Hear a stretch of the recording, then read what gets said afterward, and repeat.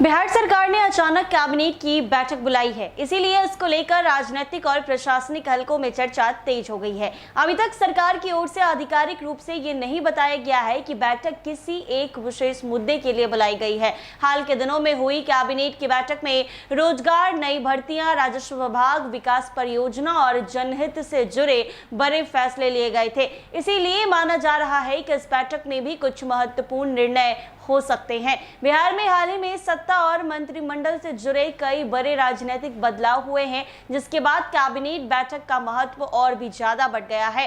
सम्राट कैबिनेट की पिछली बैठक की भी काफी महत्वपूर्ण रही थी। उस बैठक में कुल 13 एजेंडे को मंजूरी दी गई थी। सरकार ने बिजली उपभोक्ताओं की शिकायतों के त्वरित समाधान के लिए कई अहम निर्णय लिए थे। इन फैसलों का उद्देश्य बिजली सेवा को अधिक पारदर्शी और जवाबदेह बनाना था, ताकि उपभोक्ता को समय पर राहत मिल सके। इसके अलावा मुख्यमंत्री चिकित्सा सहायता कोष से जुड़े नियमों में भी बड़ा बदलाव किया गया था। सरकार ने आर्थिक रूप से कमजोर और जरूरतमंद मरीजों को राहत देने के उद्देश्य से सहायता कोष की पात्रता शर्तों में संशोधन किया था। पिछली कैबिनेट की बैठक में मुख्यमंत्री चिकित्सा सहायता कोष का लाभ प्राप्त करने के लिए निर्धारित वार्षिक आय सीमा को बढ़ाकर 4 लाख रुपए कर दिए गए थे। इससे पहले इस योजना का लाभ लेने के लिए परिवार की अधिकतम वार्षिक आय 2.5 लाख रुपए तय की गई थी। बता दें कि मानना है कि आय सीमा बढ़ाने से बड़ी संख्या में ऐसे परिवार भी योजना के दायरे में आ जाएंगे जो गंभीर बीमारियों के इलाज का खर्च उठाने में सक्षम नहीं है।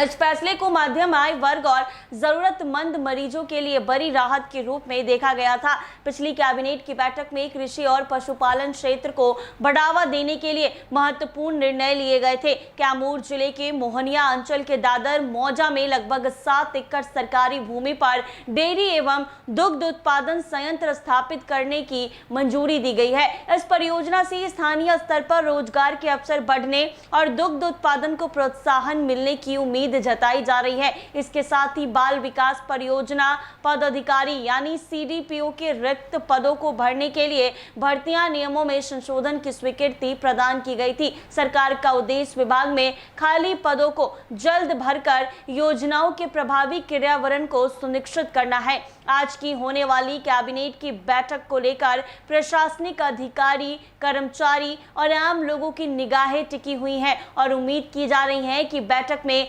विकास परियोजनाओं को मंजूरी, स्वास्थ्य सुविधाओं के विस्तार, शिक्षा क्षेत्र में सुधार, नई नियुक्तियां तथा जन कल्याणकारी योजनाओं से जुड़े महत्वपूर्ण निर्णय लिए जा सकते हैं। ऐसे में आपको बता दें कि हालांकि सरकार की ओर से बैठक के एजेंडे का आधिकारिक खुलासा नहीं किया गया है, लेकिन अचानक बुलाई गई इस बैठक को काफी अहम माना जा रहा है। अब यह देखना दिलचस्प होगा कि मुख्यमंत्री सम्राट चौधरी की अध्यक्षता वाली इस बैठक से राज्य को कौन कौन से नए फैसले और योजनाएं मिलती हैं। राज्य सरकार ने सोमवार को अचानक कैबिनेट बैठक बुलाकर राजनीतिक और प्रशासनिक हलकलों में चर्चा तेज कर दी है। मुख्यमंत्री सम्राट चौधरी की अध्यक्षता में यह महत्वपूर्ण बैठक आज शाम 5 बजे मुख्य सचिवालय स्थित मंत्रिमंडल कक्ष में आयोजित होगी और बिहार कैबिनेट की बैठक प्रत्येक बुधवार को होती है, लेकिन तय कार्यक्रम से पहले सोमवार को बैठक बुलाए जाने को लेकर कई तरह के कयास लगाए जा रहे हैं। सरकारी सूत्रों के अनुसार बैठक में